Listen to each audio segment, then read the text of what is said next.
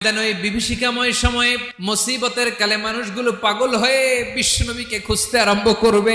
সবাই মিলে বিশ্বনবীর কাছে যে বলবে, ইয়া রাহমাতাল লিল আলামিন, দেখেন আমাদের কি অবস্থা, কি কঠিন বিপদে আমরা আছি, দাঁড়াতে পারি না, সূর্যের আলোতে ঘেমে হয়রান।